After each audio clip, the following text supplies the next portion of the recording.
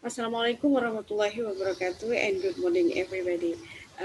I really thank the committee for allowing me to present my paper in front of you all. So to start it, let me start my screen.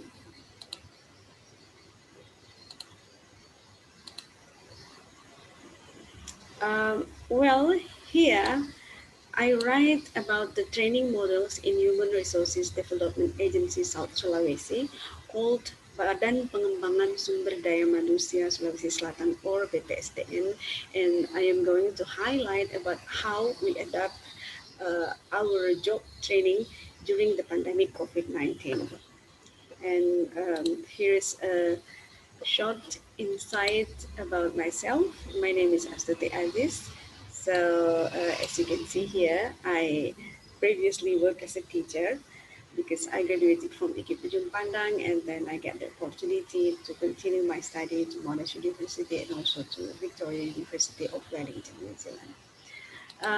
This is a very short brief about the paper, but I'm not going to talk about it right now. Otherwise, I will end up in this slide. So let me just give you the agenda of my presentation. So first of all, I will talk about our profile, the office profile, and then talking about FUCA, and then the new regulation set by the State Administrative Agency or Lembaga Administrasi Nasional Republik Indonesia. Uh, that is our board of patrons, and also how we, the BPSDM, responses to that regulation, and will end with summary and conclusion. Here is the profile of BPSDM. So, Badan Pengembangan Sumber Daya Manusia was established in 1992, but only operated in 1996 after all the structure set to be more comprehensive and clear. The main duty of the people in this office is to educate and train civil servants, mostly about leadership. That is from the basic training, intermediate, and also the advanced one. But not only that, we also run a training for functional. And then we also affiliate with the governor of South Sulawesi, of course, and also the state administrative agency, Lembaga Administrasi Nasional, who play the role as the board of patrons. Talking about experience, since 1996 up to 2019, we run hundreds and hundreds of training. As I mentioned before, we run the training for basic. It's called basic training, or we know as latsar, latihan dasar, also previously known as prajabatan, and then also the intermediate training for supervisor, PIM 4, and also the advanced leadership training that is for PIM 3, and also sometimes the top level leader position. Um, In my paper, I also talk about FUCA. So this is the issue that is become what is our consideration in every level of training when we introduce the issue.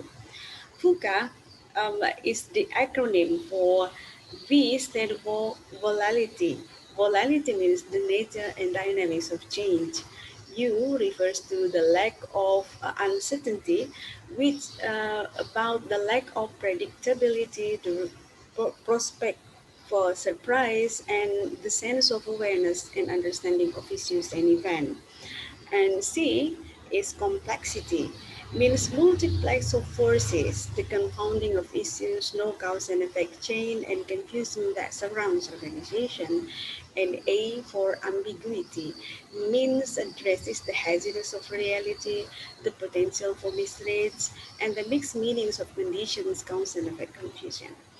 This is quite a serious issue because, well, the main intention of introducing the issue to our participants is only to build their awareness about dynamic and fast change, and we need to be ready to anticipate that one. However, it seems that the phenomena or the fuga arrives much earlier than we prepared before. So even in the BPSDM, we are quite still struggle about how to adapt to this issue. Uh, let's see the COVID-19, for example, and that's really changed the way we train. So um, previously, when we run the training, it mostly on classical or in classroom base, face to face, where our participants also stay in the dome that we have prepared for several days. But then during COVID 19, we are unable to do that. So uh, from February uh, 2020, LAN, or the State Administrative Agency, established a new regulation and replaced the old regulation about classical training model. So here you can see the picture here about the input, process, and output.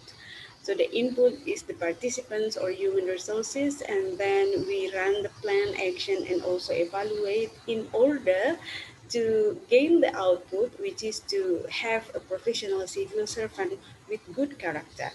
And in order to do that, during pandemic COVID-19, LAN introduced the new learning design and strategy. You can see the differences between the old and the new design here. In online learning, um, it is differences into four steps: online learning, distance learning, classical learning, and also technical reinforcement. In online learning, participants are required to do self-learning, which is managed by Lembaga Administrasi Nasional for about 16 days. Each day is about 3 jam pelajaran. One JP takes about 45 minutes. And the focus of the learning here is on C1 and C2 cognitive level.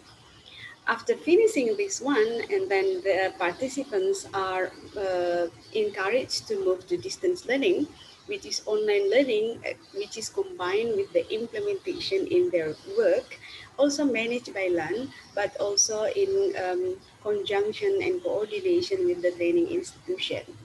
Uh, this learning focused on C3, C4, or C3, 4, 5, and 6 of cognitive level. And then we will continue to classical learning. Classical learning, still we have this one because it is blended model. So classical learning means classroom-based learning were conducted in training institution, our institution in BPSDM for about 6 days. And then the participant get back to their work and implement that into technical reinforcement at work. But how we react to this? You know, with PSDM Sulawesi Selatan, just before the new regulation established in January 2020, we conducted a semi-blended intermediate level training. But according to the report from the evaluation section, it is regarded less effective. That we received a report from the participants. So in February 2020, we again run classical training with very strict health protocol.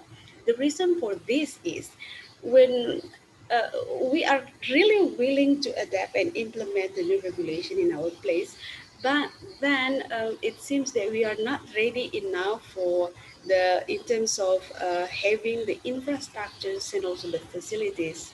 I mean the internet access, and also really we consider about our participants opinion when we held the semi-blended training. So I would say here as a conclusion that we are still reluctant to follow the new regulation because incomplete infrastructures and we also really consider about our participants' point of view. We need to listen to their voice, but further insight and research on the topic should capture more specific problems faced by training institutions that block its capacity to run blended learning model, as well as collecting clearer participants' voice through interview. I think that is the end of my presentation, and thank you very much for listening. Assalamualaikum warahmatullahi wabarakatuh.